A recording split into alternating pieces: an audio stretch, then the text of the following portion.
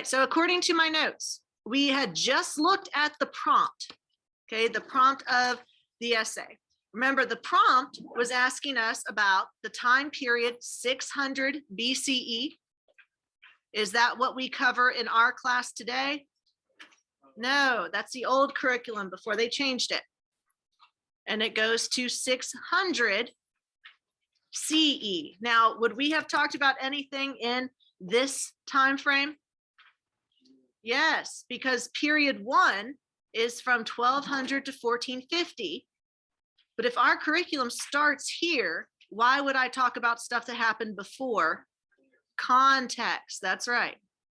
Okay, so some of this information you may already be familiar with, but our time frame for this specific 2019 exam is 600 BCE to 600 CE. What was our historical thinking skill? Do y'all remember it from, or did we just start this? Causation, good. What led you to causation? Led to and contributed to. Okay, what does evaluate the extent to which mean? Explain how much. How much, or just how in general did the rise of one or more empires lead to an increase in trade? So we are being asked causation. Which one's the cause and which one's the effect?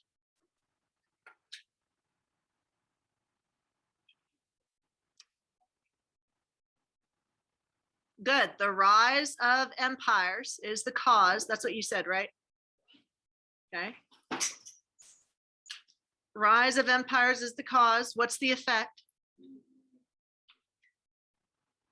Okay, increase in trade.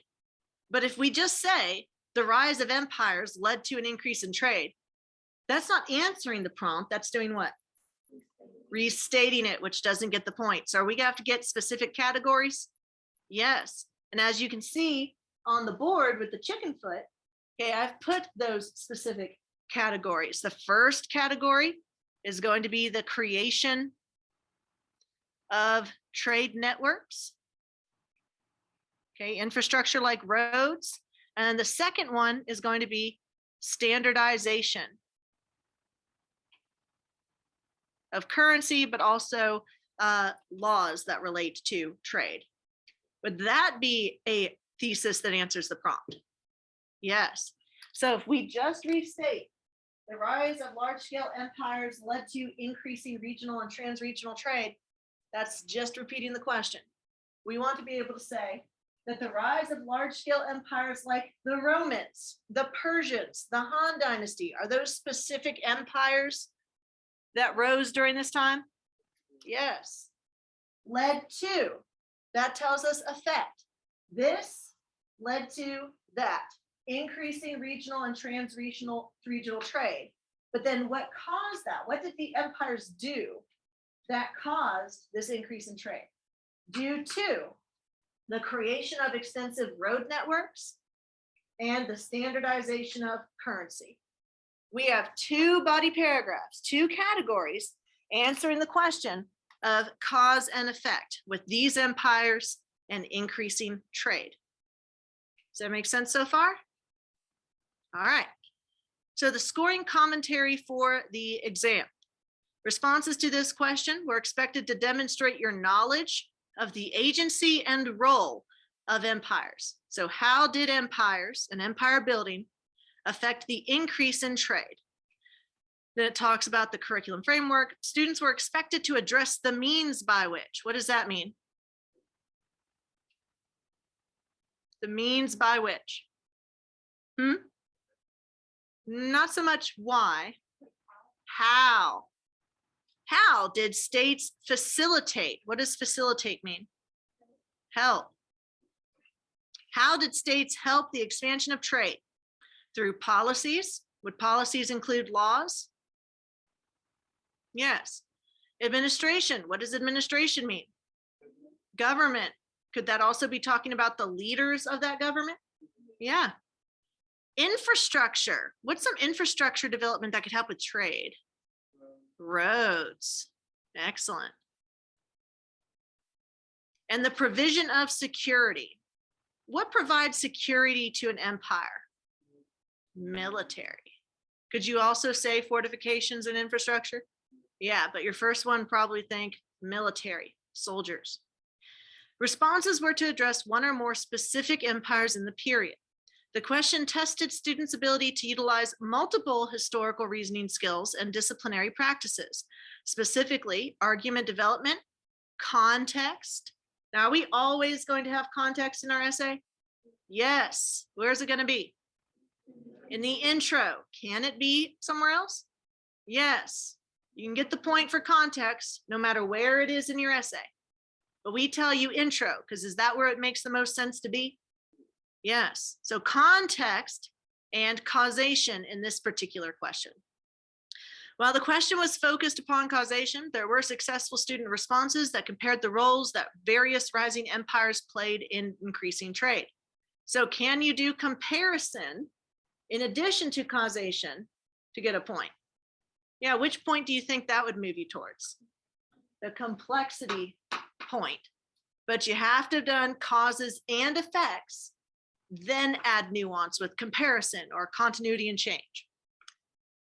There are also opportunities for responses to discuss changes and continuities over time regarding the role of empires in increasing trade.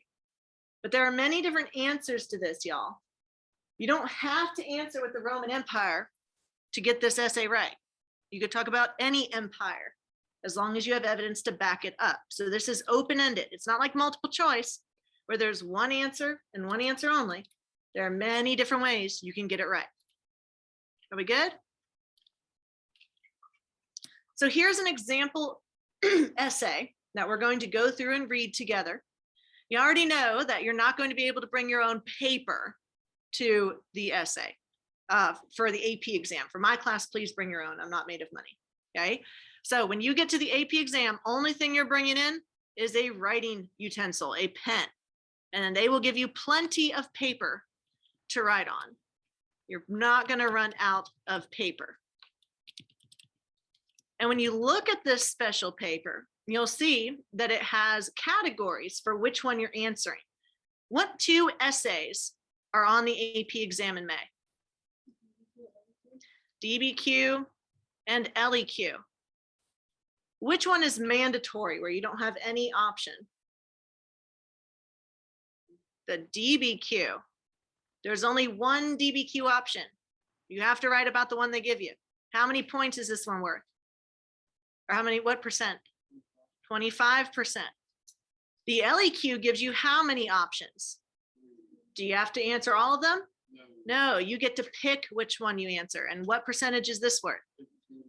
15%. Okay, so this person clearly decided they were going to answer LEQ prompt number 2. They have to do the DBQ. There's only one option. They get to pick which LEQ they do. And then on each sheet of paper that you write on, you're going to circle which one you're answering, just in case those pieces of paper get disheveled or lost or something, so that they can organize it back to see which one you're actually answering. Does that make sense so far? Now, 3 pages. Sounds like a lot, right? This is really just 1.5 pages if you do front and back. Do you have to write 3 pages to do well? No. Okay, you could write 2 paragraphs and get 5 out of the 7 points, an intro and a body, okay, which this essay actually does. But if you want to get the complexity point, are you going to have to write more? Yes. Okay, so first up, we're going to address their intro. And we know that the intro has 2 points, the context point and the thesis point. Now, does context include specific factual information? Yes. But is this specific factual information that answers the prompt? No. What kind of SFI is this? Background. Setting the stage. Can it be from before the time period? Can it be during? Yes. Can it be after? Yes. But which one do I tell you to do? Yeah, before or during are the easiest ones. After, y'all don't have much for after because we're still in period 1. Do you still have to give more than a phrase or a reference for context? Yeah, is one sentence going to cut it? No. What about 3 to 4 sentences? Yeah, that would be good. Once you earn the context point, can I take it away from you? No. We are looking for points to give you. We are trying to see if you've met the threshold for context and thesis and evidence. The only point that we at LAMP can take based on what you do wrong is what? The grammar point. Exactly right. So let's go ahead and look at this example and see if we can identify the context and the thesis and whether or not they get that point. Before the period from 600 BCE to 600 CE. Why am I circling the word before? Context, yeah, it's background. This could be the context point. Before the period from 600 BCE to 600 CE, the large-scale trading networks existed between overland communities such as, well, when they say such as, are they about to give us an example? Yeah, the Sumerian city-states and the ancient Egyptians. Okay, I'm circling SFI. Now, is this enough to get the context point? No, it's one sentence, and they're just saying that the Sumerians and the Egyptians traded. Okay, large-scale networks. These networks, however, referring back to the ones used by the Sumerians and Egyptians, were slow to travel and risky and unstandardized, as merchants mainly bartered or exchanged local currency. Are all the things I circled examples of SFI? Yeah. Now, it doesn't answer the question of creation of road networks or standardization of currency. It's setting up background. What was trade like before this? Before the time that we're going to talk about? Well, trade before the 600 BCE era sucked. Would you agree? How do you know it sucked?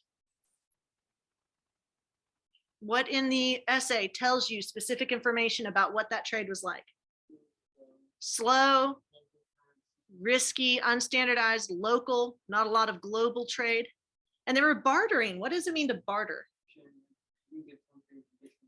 Yeah, you exchange goods. Do you exchange coins or paper money? No, you're exchanging goods. Is that very efficient? No, because there are going to be different lining up of how much something is worth. Okay, so we have 2 sentences with SFI.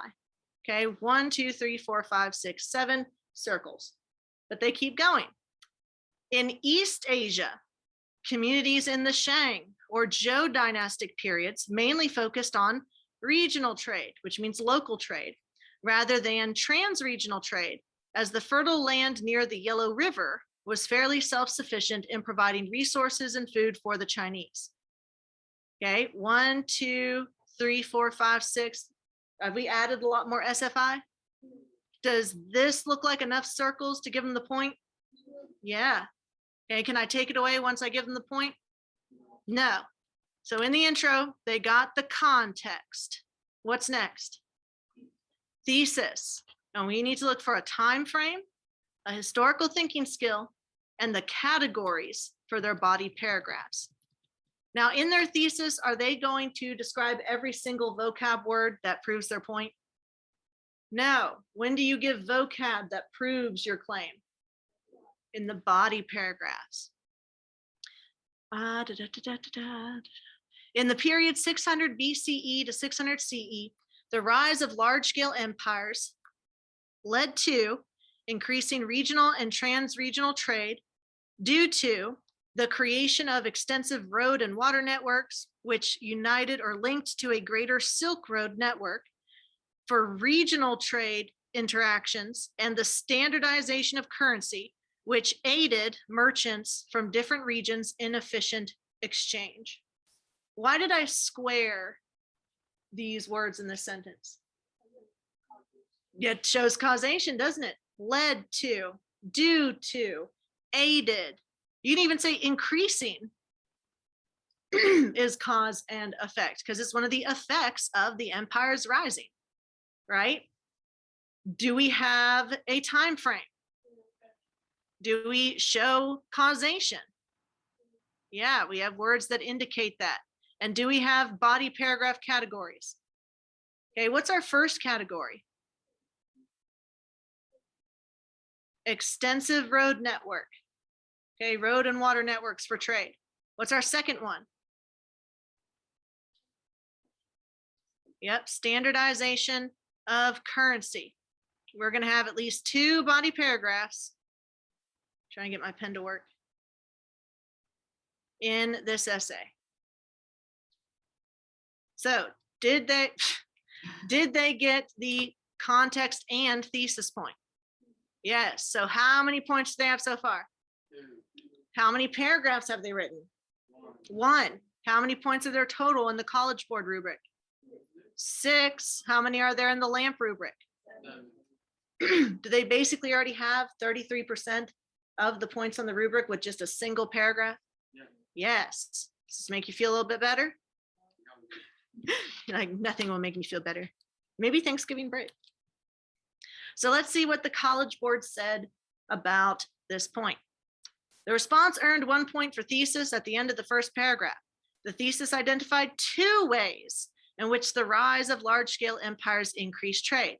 Number 1, creation of road and water networks, and number 2, standardization of currency. The thesis also briefly describes the commercial benefits.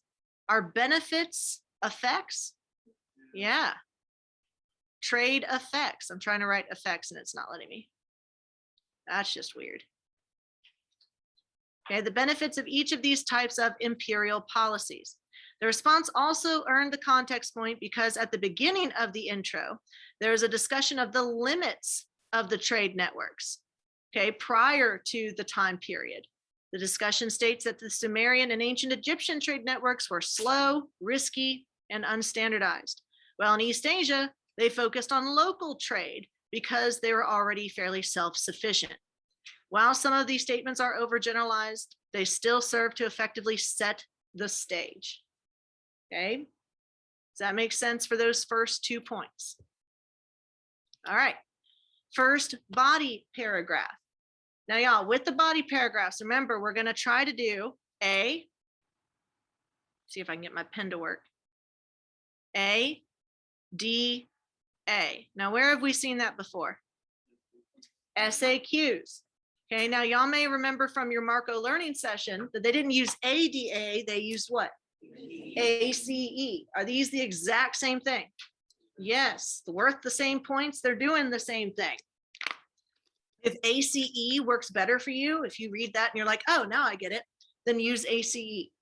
ADA, same thing. Okay.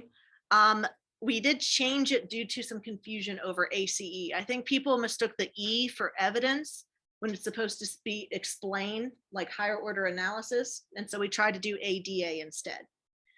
Now, 1 ADA is for an SAQ. How many SAQs do you want to do in a body paragraph? 2. Okay, so the first A, answer, is your topic sentence. And you don't need to repeat it for the second SAQ in your body paragraph. So really your body paragraph is going to look like this. A, D, A, D, A. A da da. This is your topic sentence. This is evidence, followed by analysis.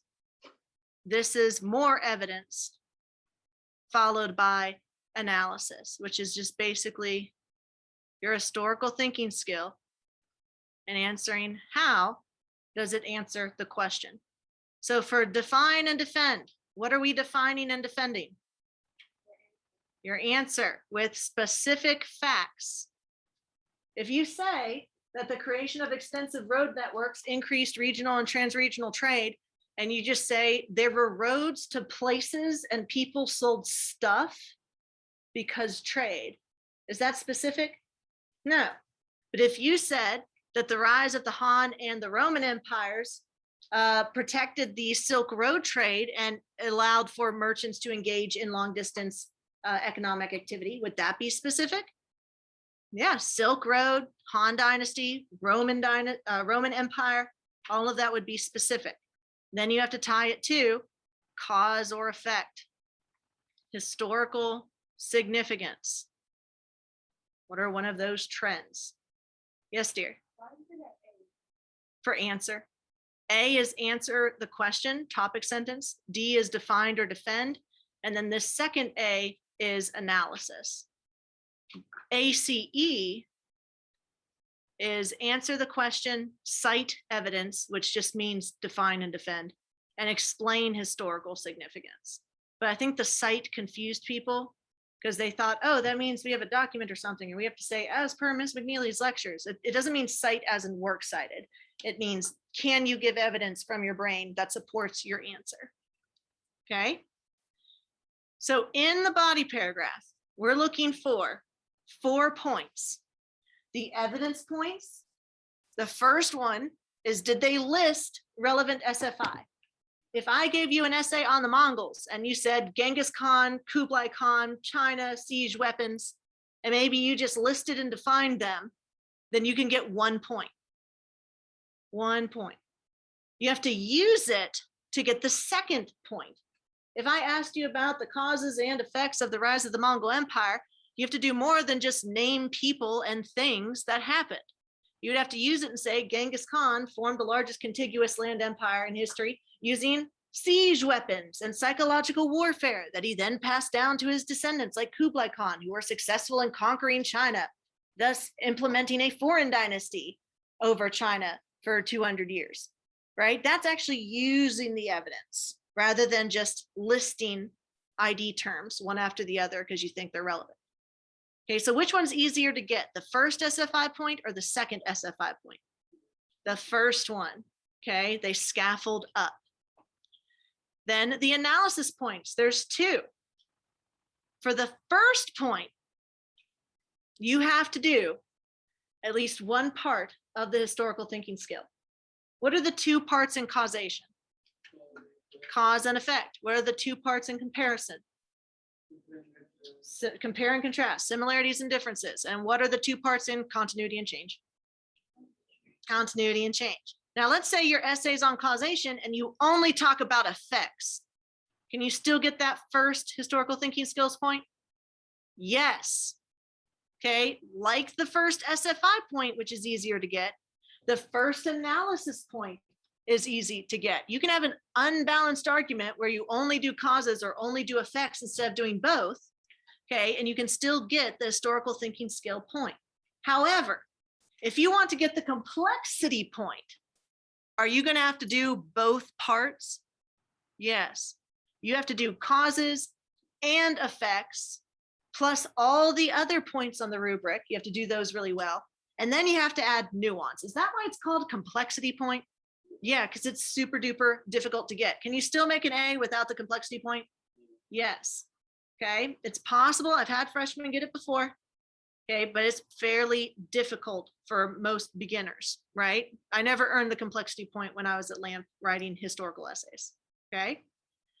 But if you want to try to get the complexity point, I would try combining historical thinking skills. If the question asks for causation, you need to do causation, but then could you also add comparison?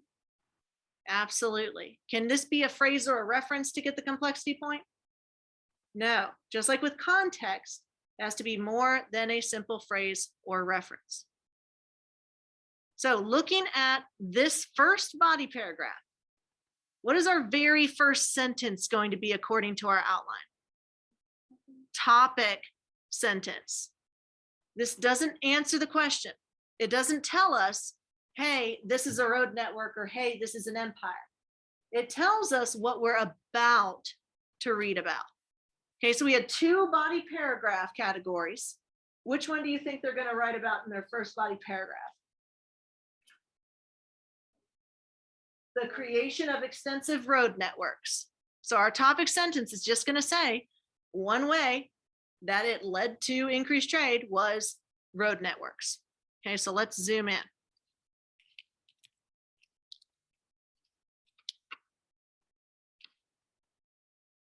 It's not letting me move up. Large scale empires led to. Why am I squaring led to? Shows causation. We're trying to get this historical thinking skill point, right?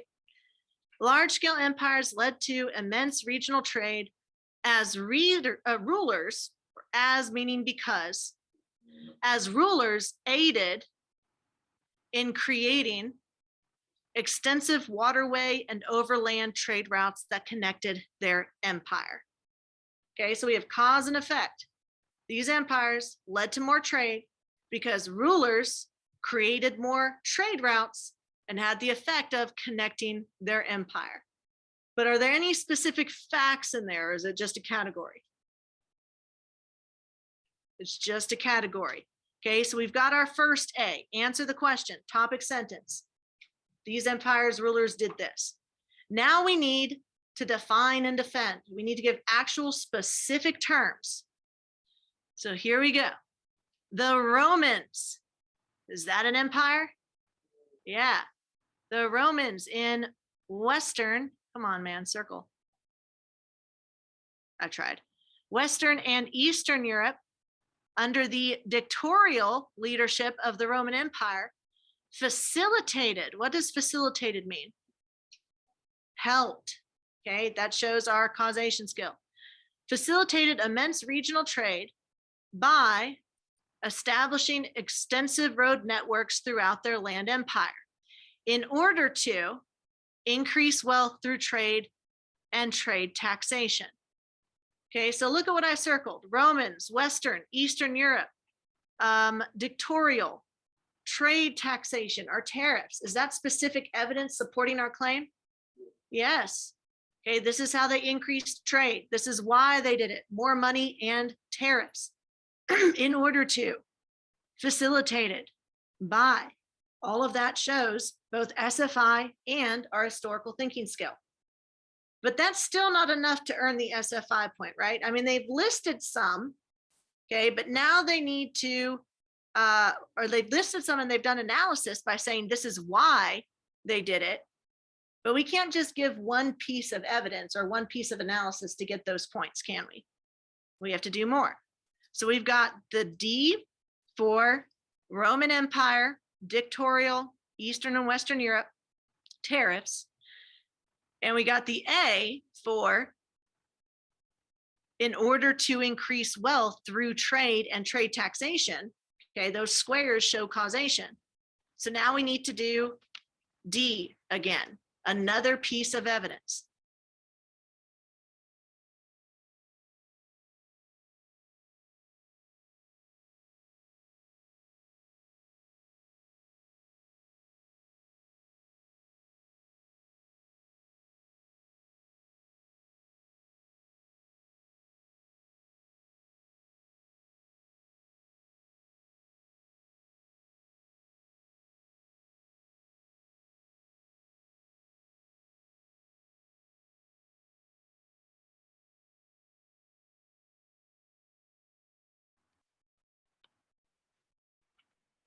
What specific facts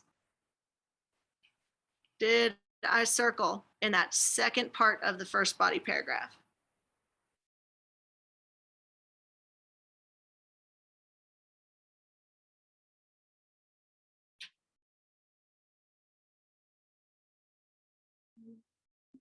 Communication, rapid communication. That's why they built infrastructure.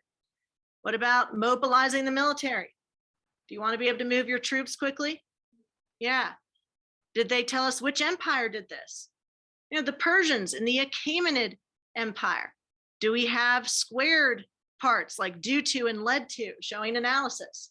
Yes. So they gave the definition and defended, and they gave analysis. Okay, in our little outline here.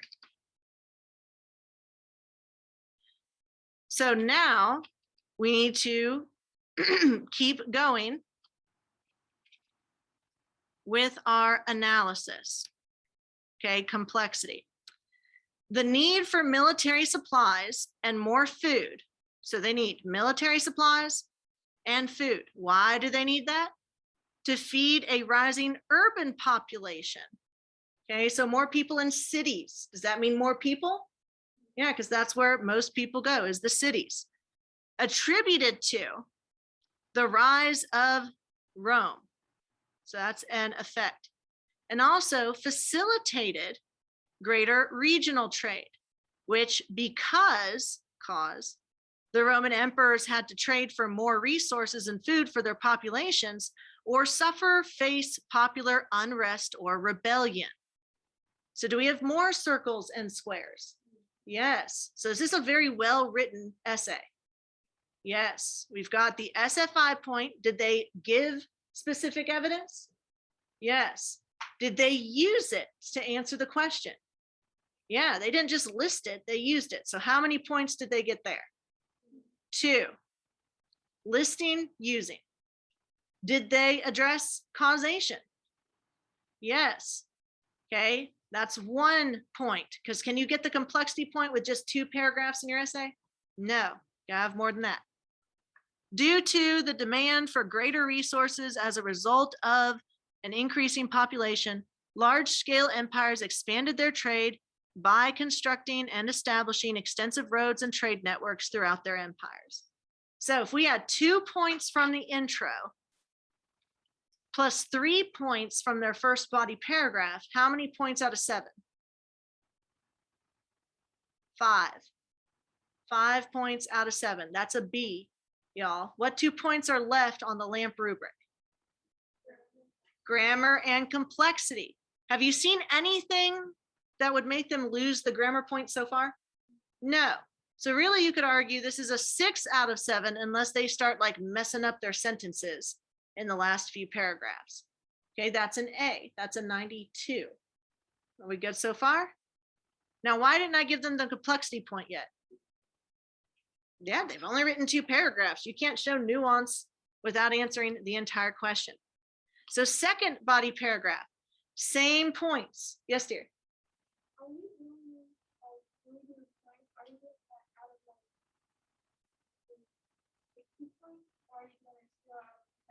It's out of 100. Yeah, I'll show you all the rubric. I have it at the end. Yes, dear? So it's not like you get a 6 out of 7, like in the actual grade book. No, there's a scale. So a 6 out of 7 is a 92. A 7 out of 7 is a 99. A 0 out of 7 is a 40. There's no way for you to get a 0 in Power School unless you cheat and you get caught or you don't attempt an essay. Like you just don't write anything. Why is this stuff like this? Because the extra 1 point to make it 100 is you identifying the historical thinking skill. Okay, just like we do on SAQs. Now, did we already get 2 SFI points? Yes. Did we already get the historical thinking skill point? Yes. Can I take those points away? No, but we're trying to get the complexity point. And for me to get the complexity point in this essay, do I have to keep doing this really well throughout the essay? Yeah, it can't just be a phrase or a reference. So first up, in the second body paragraph, what's our first sentence called? The topic sentence. Okay, doesn't answer the question. It just sets up what the paragraph's going to be about. Large-scale empires also contributed to trans-regional trade during this time period, as standardization and formal political regulation increased trade efficiency and safety. No answer yet, but does it tell us that we're about to talk about the second category? Yeah. Due to the urban and elite demand for luxury products. Okay, well, luxury products, could we be more specific with that? What are some luxury goods that we've talked about? Okay, silk, porcelain. What about gold? Ivory, yeah, bullion, I heard someone say. Now it would be, what dear? Spices, good, from Southeast Asia. Okay, now they said luxury goods. Would it be better to be more specific and say like silk or like ivory? Yeah, but did they already earn the SFI point? Yeah, so I can't take it away. Okay, from culturally diverse regions. You know, culturally diverse regions, is that specific at all? No, technically everywhere is culturally diverse. Okay, so what would have made this more specific? Where did these come from? Yeah, where'd silk, porcelain, where'd that come from? China. Where'd ivory and gold come from? Africa.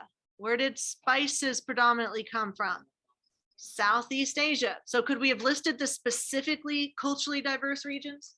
Yes, but again, did they already earn the SFI points? Yeah, so I can't take it away.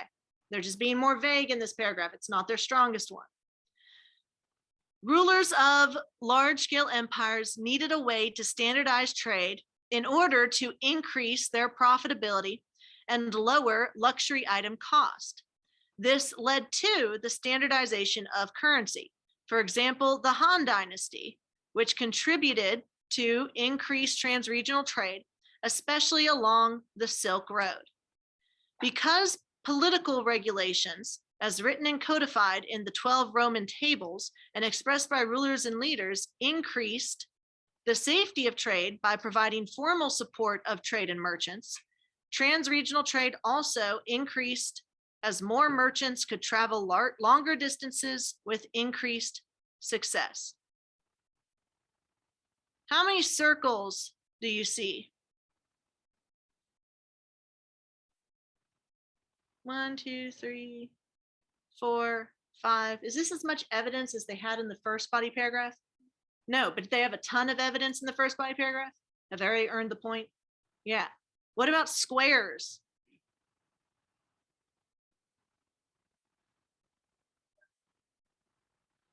A lot, right? 11, if I counted right. Does that, they already have the historical thinking skill point. Okay. What about complexity? Okay. Are they moving closer to this complexity point? Yeah, because they've done causation throughout their essay. They've done cause and effect. You need to do both. But is doing both cause and effect enough to get the complexity point? No.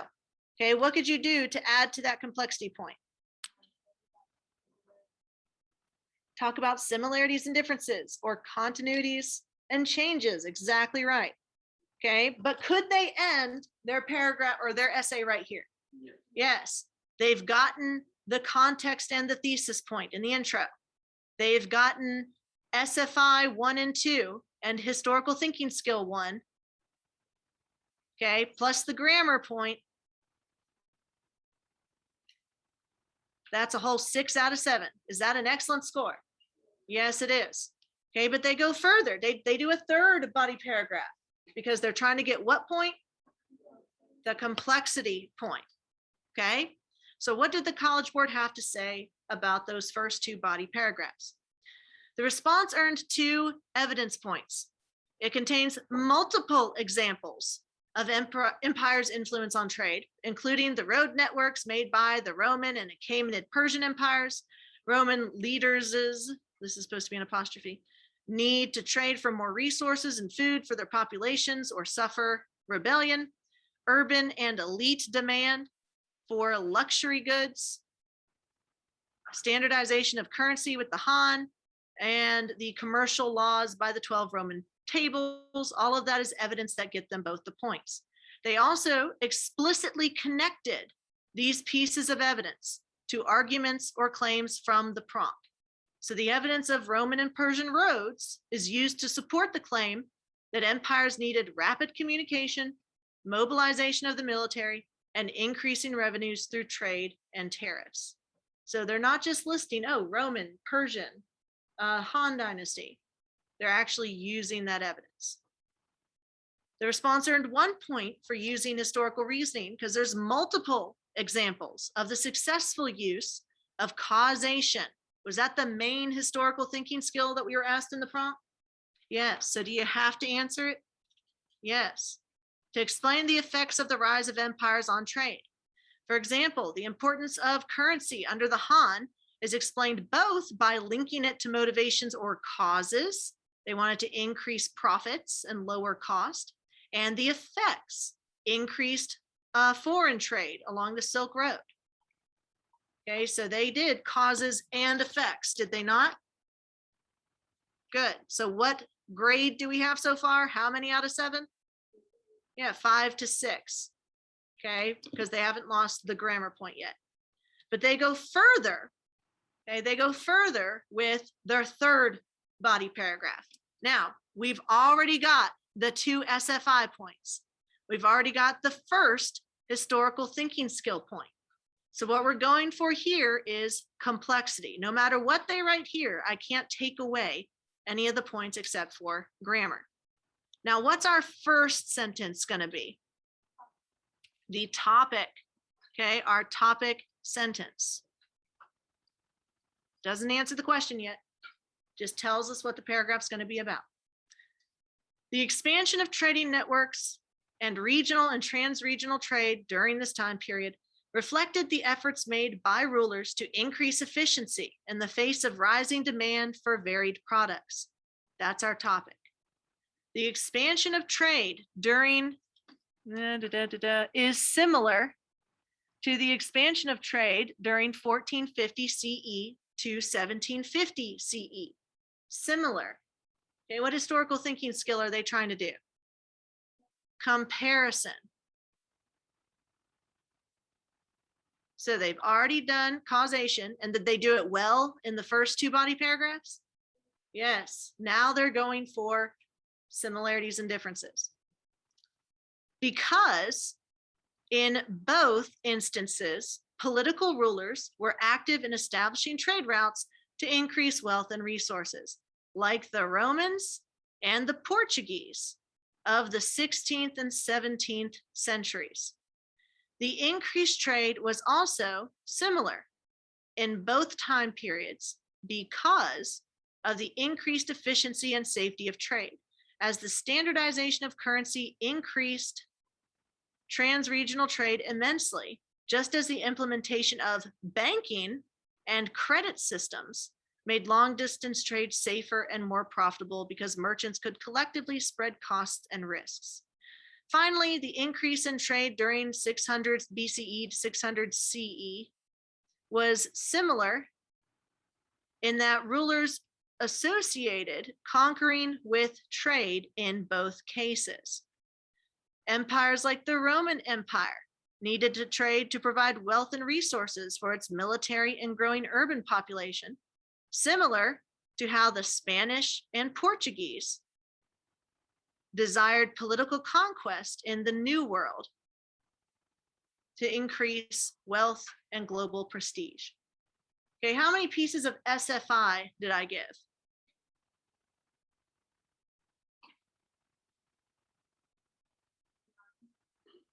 Yep, 9. Okay, did I use them to back up my claim of similarity? Did I also combine it with causation? Yeah, because, increased, because, okay, all of that indicates causation. Similar, both, okay, that indicates comparison. Did they do this and do this well? Would you give them the complexity point? Yes. The last point, the grammar point. Did you see anything in there that made you have to slow down reading other than the fact that it was small and not scanned in very well? Yeah, no, the grammar, you didn't see any incoherent sentences. You may have seen like a piece of present tense like up here. You may have seen that they put BCE to BCE, which is erroneous. But was it so incoherent that you had to like think about what are they actually trying to say? No. So would you all give the grammar point? So what score did this essay get?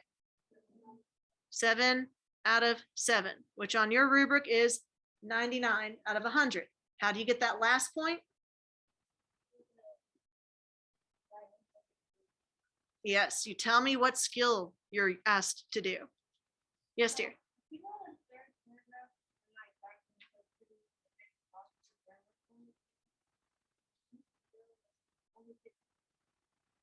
Mm-hmm. Now, on the AP exam, there is no grammar point. So it doesn't matter for the AP exam.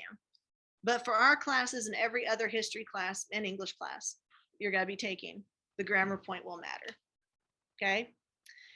So what did the College Board say about this paragraph? They earned complexity because it employs a variety. Okay? Variety means many different types. A variety of detailed examples. So not just vague statements about trade, but specific statements The response presents a complex context of the Roman Empire as it rose to a dominant regional power. And it has deep knowledge of trading patterns and goods that moved along the trade routes, like those silk or luxury products. The response weaves the wide breadth of knowledge and use of historical skills throughout. Doesn't do that conclusion about the fall of Rome. I haven't been able to find that. I think that's a typo. The response earned 1 point for demonstrating complexity because it displayed an extensive use of historical thinking skills. Okay, what historical thinking skills did they use? Causation and comparison. Okay, multiple causes and effects. Extensive comparison about the effects of imperial trade practices and the effects of European imperial trade practices in period 2. Those wouldn't have been sufficient by themselves. But since you add that third body paragraph to 2 body paragraphs that are already done really well with cause and effect, does that point them towards the complexity point? Yes, because a complexity point, you can't get it for just a phrase or a reference. It has to be throughout the essay. Is this slide familiar? Yes. What tense do we use in history? Past. What class do you use present tense in? English. Do we ever quote? Ever? No. On an LEQ, do you have anything to quote? I hope not unless you're cheating, right? You don't get documents. Everything that you write for the LEQ comes from up here. Okay, it comes from up here. You don't have to cite and say, per Miss McNeely's lectures. Okay, don't do that. Just say that the Romans did that or the Achaemenids did the other. Okay, now in a DBQ, you do have to use the documents, but do you quote the documents word for word? No. What do? Paraphrase, and then you cite it by writing doc, the letter, and parentheses at the end of a sentence. How many documents are on the DBQ? 7. Never use etc. We all understand why, right? What person do we use? Third. He, she, it, they. What are some examples of first person? I, we, my, us. None of that. What about second person? You, y'all, your. Don't use it. We only use third. And when you use pronouns, make sure that you make it clear who or what they're referring to.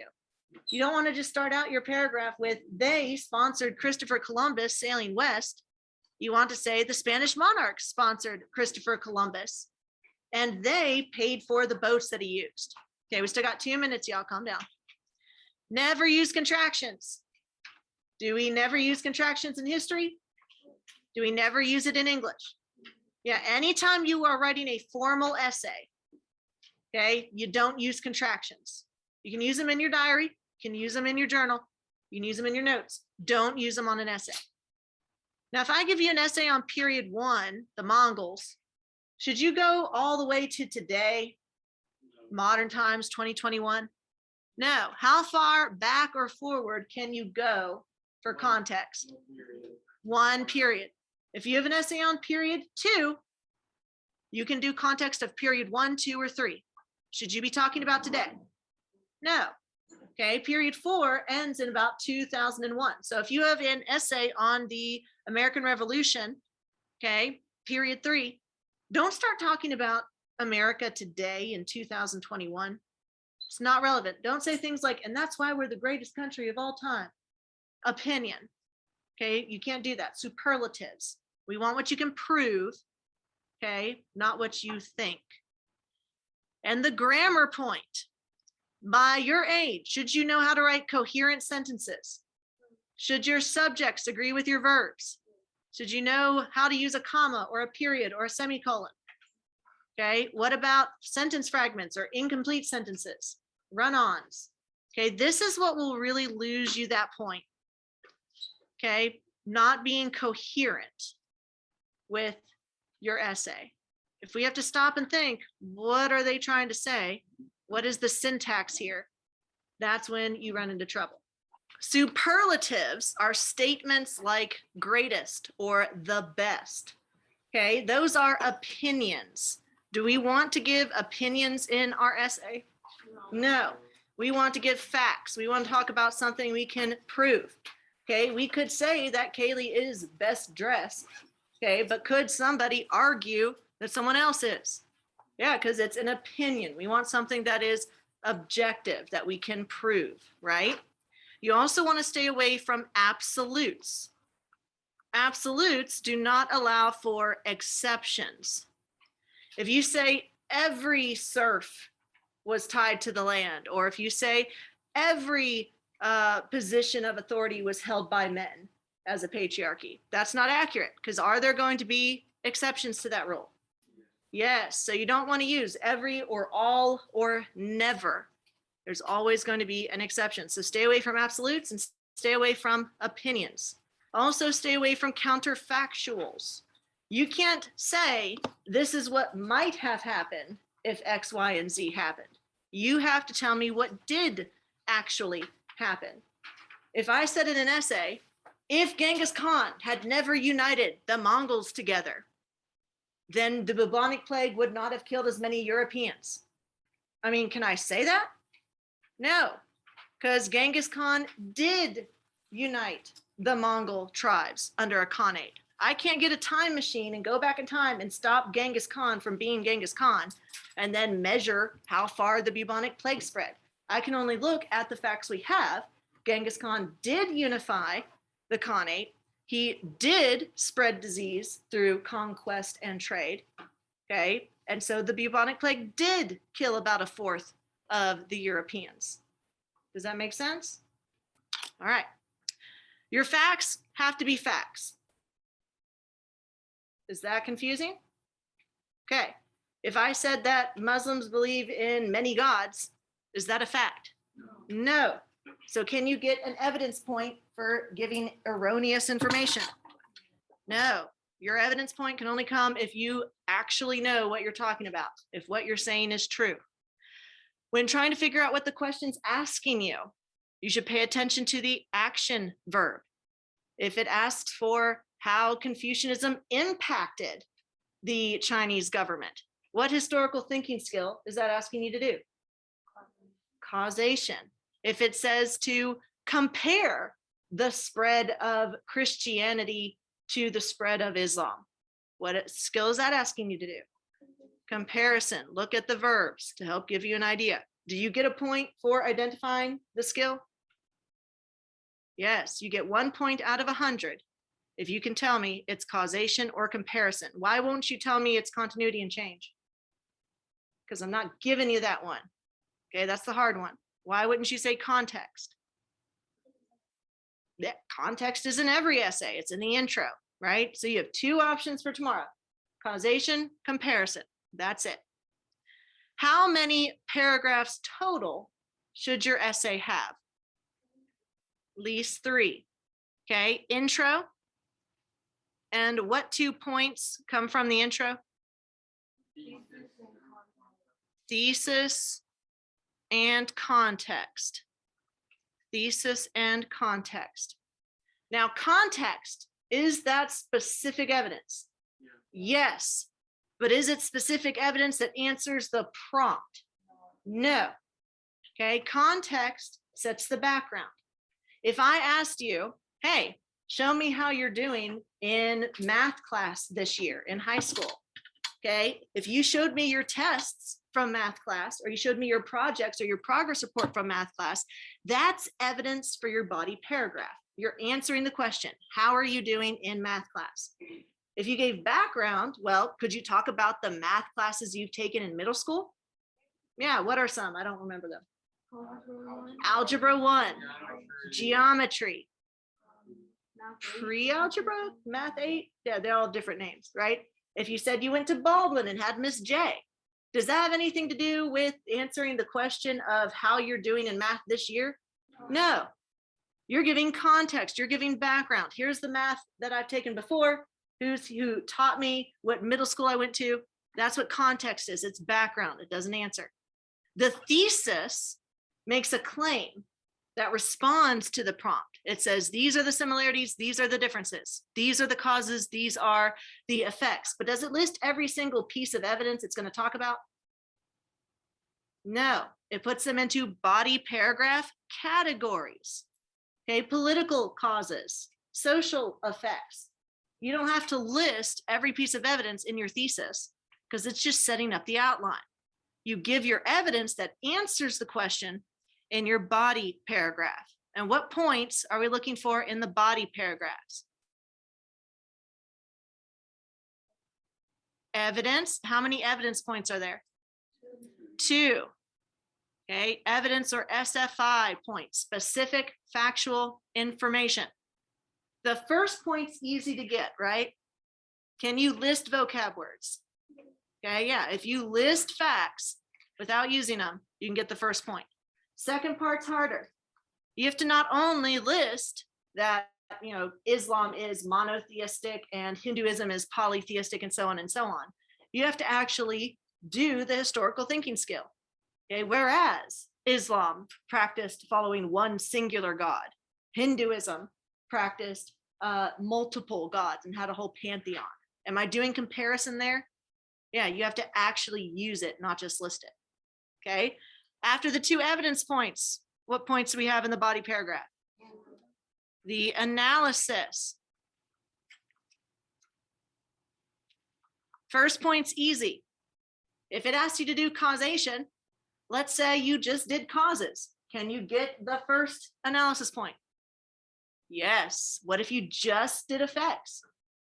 Yes. If you answer 1/2 of the historical thinking skill in the prompt, you can get that point. Now, what if the prompt asked you for comparison and you did causes? No, you have to answer the question that's given to you, not one that you make up. Now, if you do causes and effects, does that move you closer to the second analysis point? Yeah, the unicorn point, the complexity point. And the easiest way to get that is to not only do the historical thinking skill that's asked in the question, but to also add another. Okay, can you get that point for just a phrase or a reference? No, it has to be throughout your essay. Can't be in just one body paragraph. You have to see multiple examples of it. Can you repeat the same vocab words over and over again as evidence? No, that's double dipping, just like in short answer questions. Remember, how many short answer questions should we have per body paragraph? Around 2. Okay, don't double dip. Don't just say the same thing over and over again. Like with complexity, your context has to be more than a phrase or a reference. How many sentences do we recommend? 2 to 3 could work, but we say 3 to 4. Okay, you could get the point with 2 to 3, but we say 3 to 4 because what if you start talking about context that's not actually relevant? Like your first couple of sentences, you're just like the Neolithic Revolution when farming was invented in 8000 BCE. And you're like, dude, I asked you about World War I, right? Yeah, but after those first couple of sentences, you're like, oh, wait. Okay, I got this. Let me get into context that actually is relevant. That's why we say do more. You could get it with 2 to 3, but we say 3 to 4. Where must your thesis be? Intro or conclusion? Can you have them in both? Yes. Okay, if you have time to write a conclusion, let's say you've already written the thesis in your intro, but let's say you wrote it while your brain was still thinking about how to answer the question. Well, now you've just answered the whole question in a full essay. Could you write a better thesis now? Yeah, so just throw it into the conclusion. If I read your essay and I don't give you the point in the intro, and then I read your new thesis in the conclusion, am I giving you the point? Yes, I need just one good thesis in either the intro or the conclusion. Are we good so far? Now on the AP exam, you have 40 minutes to write the LEQ. How long do you have in my class? The whole class period, okay, bell to bell. Have we talked about this rubric yet? Okay, so your score is how many points from the rubric you get. So 0 through 7. Your grade is the percentage. Okay, so you have to convert those scores to percentage. If you get a 2 on the essay, that doesn't mean you get a 2 out of 100, right? That means you get a 56 out of 100. Big difference, right? Now, a 6 to a 7 is an A. A 5 is a B. You could say a 3 to 4 is the C range. And then a 0 through 2 is an F. Okay. If you attempt an essay, you don't answer the question, but you attempt it, you can get 40 out of 100. Okay, 40 points out of 100 just for attempting the essay, right? Now, by attempt, I mean, if I ask you about causes and effects of the spread of Islam and you write about Daffy Duck, or you write like I am Groot over and over again, are you getting 40% for a grade? No, you're getting a 0, 0. Okay, if you cheat by looking at someone else's essay during the exam, is that a 0, 0? Yes. Okay, you have to do an honest attempt at writing an essay. If you write one sentence, y'all, you have to attempt. If the essay is on Islam and you can't remember much, just write as much as you know about Islam. I'll read it, I'll assess it for points, and at least you tried, you'll get a 40. Okay? 1 point, 48. 2 points, 56. 3 points. So look at that, y'all. 68. Is that basically a C? Yeah, it's only 2 points away. Okay, we have some points that we can very easily get. What are some easy points for us to get on this rubric? Grammar. Okay, what else? Okay, the first evidence point. Do y'all not like context? I love context. Context is easy to me. Okay, what about the first analysis point? Yeah, all you have to do, if it asks for causes and effects, if you ask, or if you just talk about causes, you can still get that first point. That's how many points out of 7? 5. That's an 84. Okay, you could do this in technically 2 paragraphs. An intro, which points are in the intro? And then 1 body paragraph, everything else. 2 paragraphs, about 10 to 12 sentences in a 50-minute class could potentially get you an 84%. Does that make you feel better? Yeah. Thesis might be a little bit hard. Okay, I think that thesis is harder than context, honestly. But still, a 3 or a 4 is a good score. Okay, a 3 or a 4 is average. If you make a 5 or above, you should be extremely proud of yourself. If you make a 0 to a 2, don't worry, you'll have opportunities to raise that grade and to continue learning the content. Yes, dear. Next to the thesis, it says did not specifically address the form. If I ask you about causes and effects of the spread of Islam and you compare and contrast the Sunnis and the Shias, that doesn't answer the question. Oh, This just means those are- answers. Those are things like that you shouldn't do. Oh yeah. This is the stuff that, yeah. Okay, I thought that was like a checklist of what you should do. Oh, no. Well, some of this is like this one and this one are yes, but this is just to help me give feedback, because when you get a score, if you get a 2 out of 7, do you want to know why? Yeah, well, those check marks help you figure out why. Can you also ask me why? Yeah. Okay, but I will be writing all over your essays. You know, my Thanksgiving break is just me grading essays. Okay, and eating, of course. What else? Oh, 99 out of 100. Where's that last point come from? Identify. What was the historical thinking skill? If you can tell me what it was, and y'all's is only going to be 1 of 2. What are your 2 options? Causation and comparison. Okay, you have a 50-50 chance to get that point. So what's the lowest score anyone should make? 41. Okay. Does anyone have any questions about this rubric? All righty then. Then we're going to move on to our activity. You have 4 colors. Those colors are going to highlight what's showing up in this essay. Context is purple, thesis is pink. Now remember, context is specific. Okay, context is specific, but it doesn't answer the question, does it? No, it gives background. where are we going to find context? In the intro.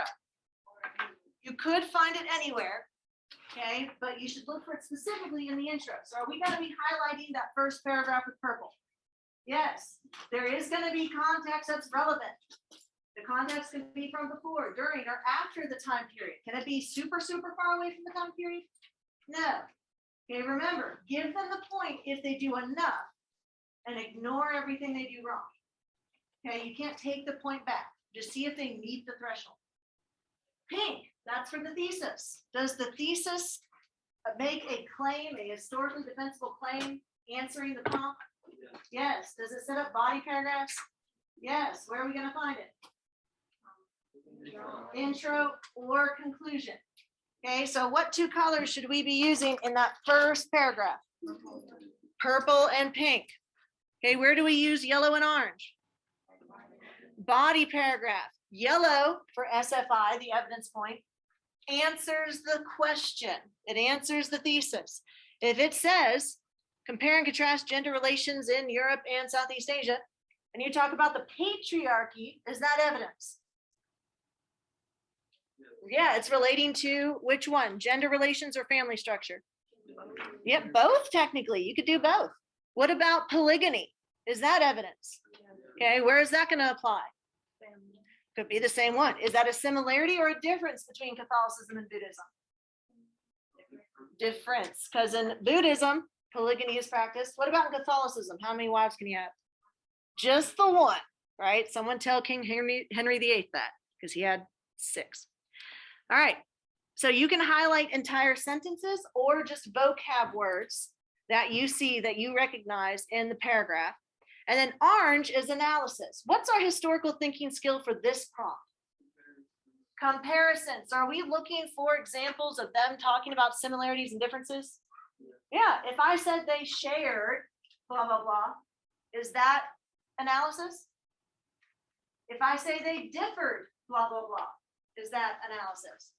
Yeah, we're looking for words. They are similar to, they are different from, they differed.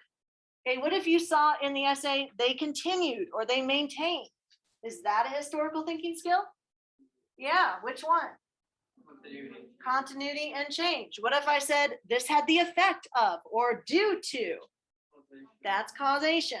Those are the words you should be looking for to show analysis. Where are we going to be highlighting in yellow and orange? The body paragraphs. Do we have any questions? All right, then y'all go ahead and get to work, and we'll meet back at 12:25 to go over it. All right, y'all. Let's go ahead and go over our essay. So y'all tell me, what did you think of the essay while you're reading it? Okay, so you can be honest. Were there mistakes? Yes. Does it have to be perfect? No. Is it hard to determine which points they do or do not get? Am I leaning towards giving you points if I find them? Yes, I'm going to read your essays at least twice when I grade them. Okay, and I will be giving feedback, telling you exactly what you did or did not do. I even have special stamps that say things like irrelevant, right? All right, so first up, in the intro, we have 2 points we're looking for. Context and thesis. Now, why did I cross out these first few lines about the invention of farming and cavemen and hunter-gatherers? Yes, Bennett? They're too far back. Exactly. They're too far back. They are not relevant. This is not relevant background. We're talking about years after 0. This goes all the way back to thousands of years before 0. Context can be before, during, or after, but we want to make sure that we keep it within a time period. So your essay tomorrow is going to be on period 1. Okay, we have taught a little bit before period 1, so the 600s. If you want to talk about the Han or the Zhou or the Qin dynasties in China, that would be okay for context because we're in period 1. But could you use period 1 as context if you're writing about World War II? No, that's 2-3 whole time periods apart. We're not doing that. Okay, but we don't take points, we give them. So we just haven't found anything to give them a point for. So we crossed out what's irrelevant and we keep going. As civilizations became more urbanized, is that one of our vocab words? Yeah, what does urban mean?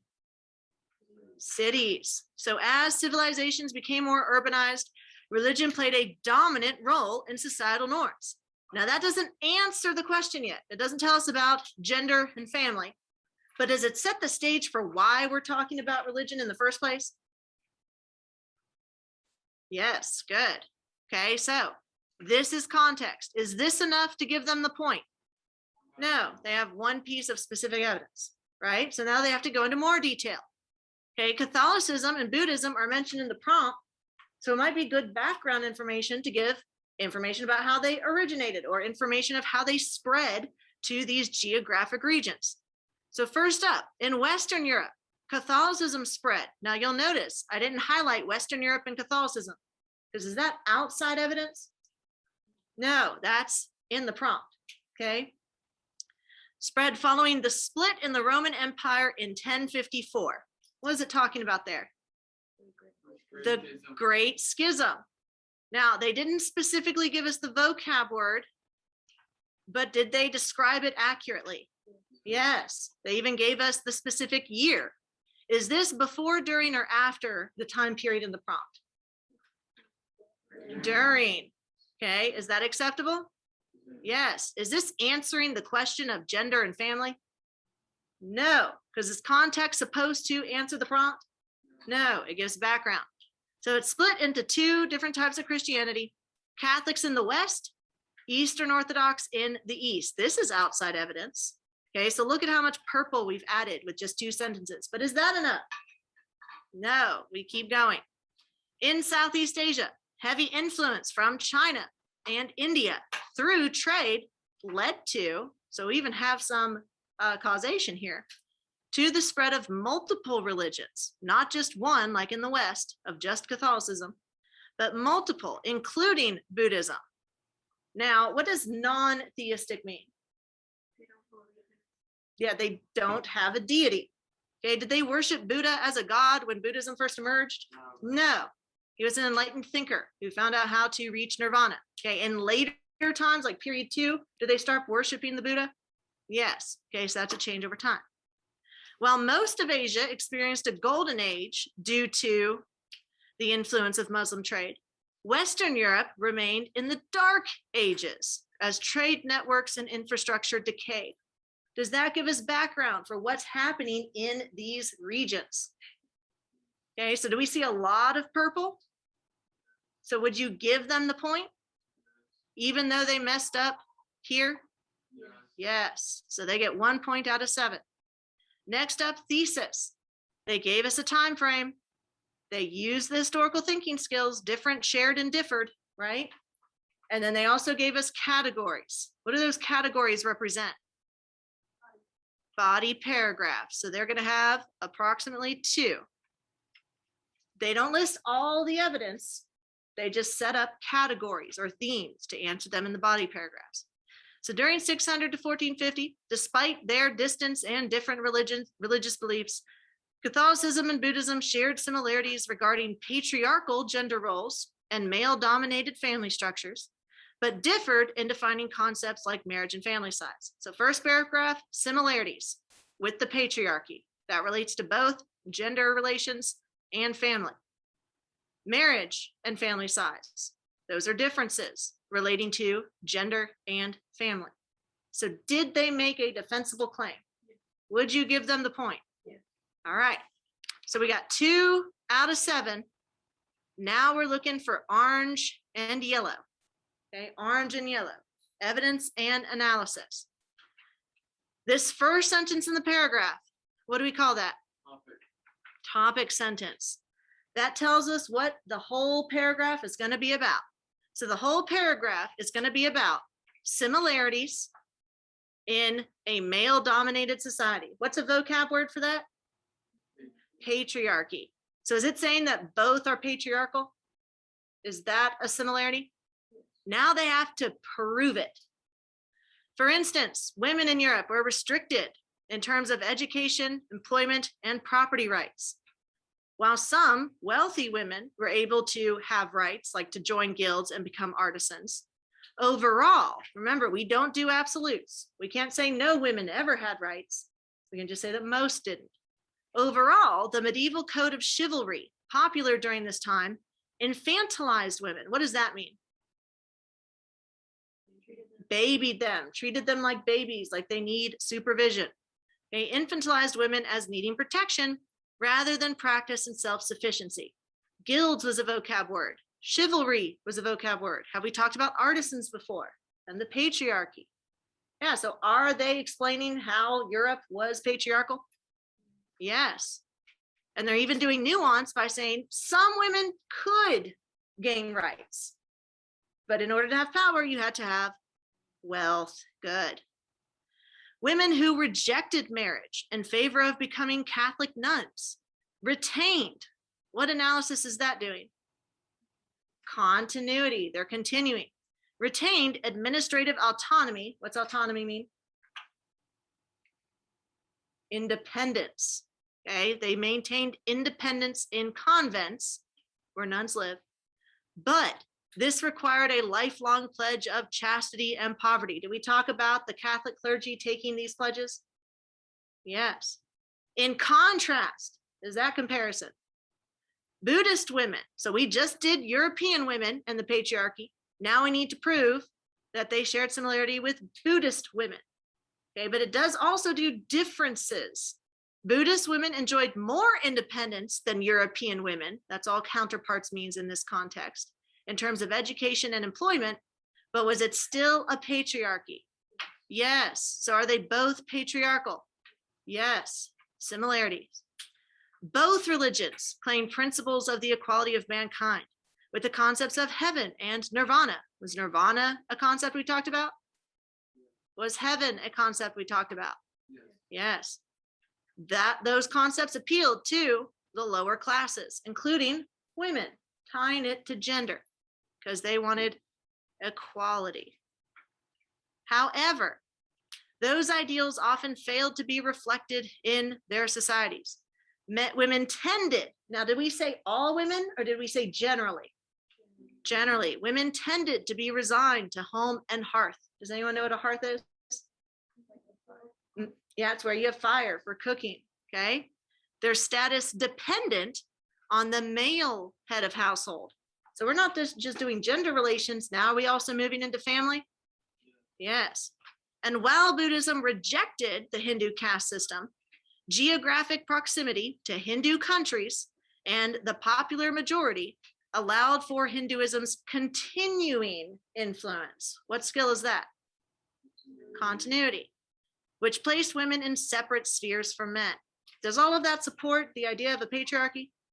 Yes.